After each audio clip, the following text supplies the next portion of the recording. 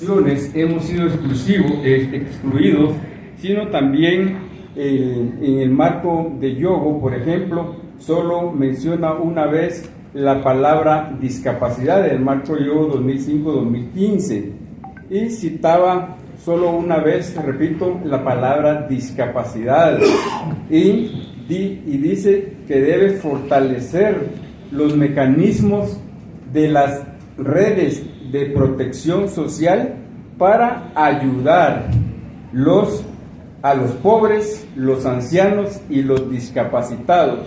Y este era un enfoque meramente asistencialista para las personas con discapacidad.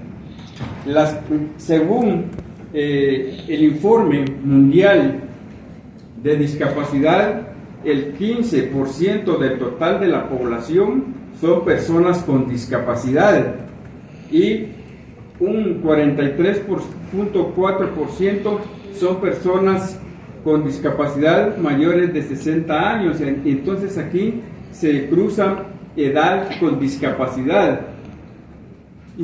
Pero ya no debemos anclarnos en lamentaciones de exclusión o discriminación, sino aprovechar las brechas que se han ido abriendo para la inclusión de las personas con discapacidad, como el marco de Sendai, que nos dice que las personas con discapacidad deben ser actores y no simplemente beneficiarios, y la Convención sobre los derechos de las personas con discapacidad también destacan su necesidad de inclusión. El artículo 11 de la Convención dice: los Estados partes adoptarán todas las medidas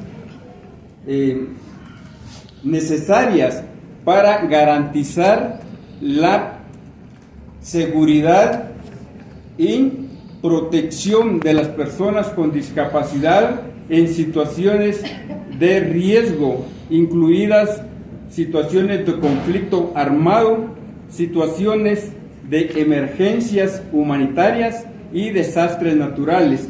En este sentido, debemos buscar las organizaciones de personas con discapacidad que haya participación de las personas con discapacidad en las diferentes acciones de gestión de riesgos y desastres.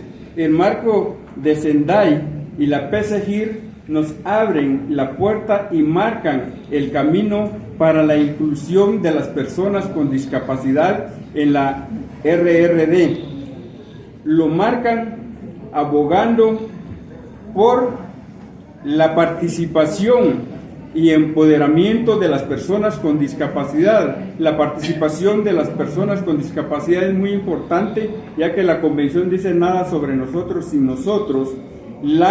También aboga por la segregación de datos por edad, sexo y discapacidad.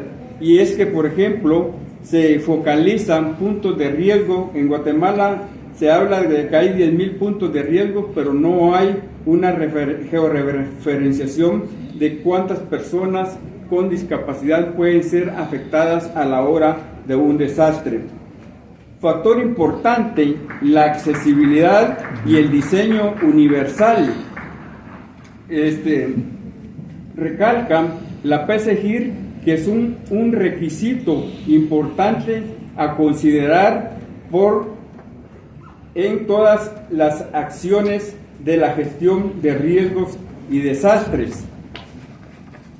También consideramos que por ello el diseño universal también es un factor muy importante que debe prevalecer en las diferentes infraestructuras de uso cotidiano y de emergencias, como los albergues temporales, y en ausencia de estas medidas de accesibilidad debe considerarse ajustes razonables para las personas con discapacidad. Y aquí es muy importante la academia, porque los futuros profesionales de arquitectura e ingeniería deben ya salir con el chip del diseño universal.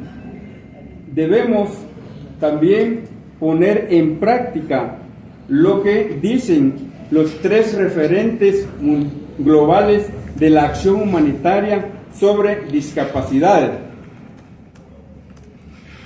Las normas de esfera le dan una importancia a la inclusión de personas con discapacidad en las acciones de gestión de riesgos y desastres.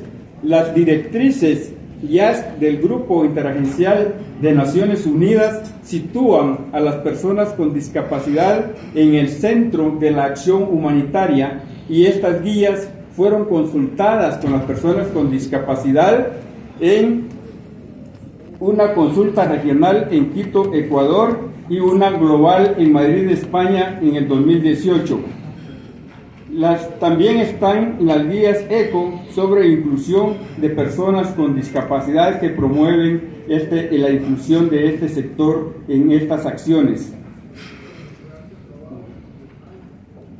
Hay una frase interesante en el prefacio de las directrices YASC del alto representante del grupo YASC, que dice: pero al hablar con las personas con discapacidad en crisis humanitarias, nos damos cuenta de las dificultades adicionales a las que se enfrentan si nuestras respuestas se quedan cortas, es decir, si no se actúa. Se debe promover la transversalización